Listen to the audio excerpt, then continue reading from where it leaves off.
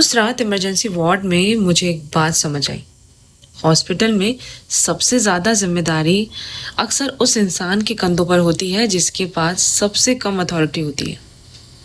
आज supreme court में national medical commission यानी एनएमसी ने यह माना है कि रेजिडेंट डॉक्टर के लंबे वर्किंग आवर्स उनकी मेंटल हेल्थ पर बुरा असर डाल रहे हैं। ये खबर देखते ही मुझे वो रात याद आ गई जब अचानक पापा को इमरजेंसी में एडमिट करना पड़ा। इमरजेंसी वार्ड में हर तरफ रेजिडेंट डॉक्टर ही थे।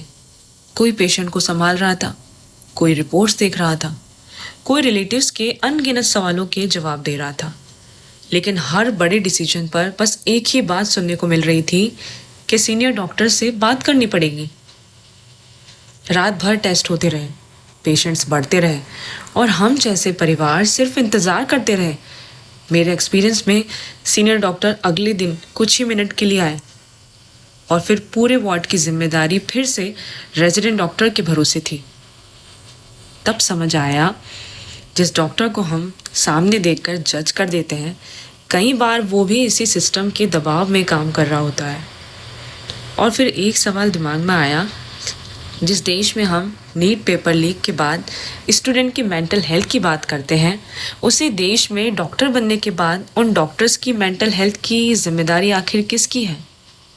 अगर रेजिडेंट डॉक्टर बर्नआउट और डिप्रेशन से लड़ रहे हैं और डॉक्टर सुसाइड की खबरें बार बार सामने आ रही हैं, तो शायद ये सिर्फ डॉक्टर का क्राइसिस नहीं है, ये हमारे हेल्थ केयर सिस्टम का भी क्राइसिस है।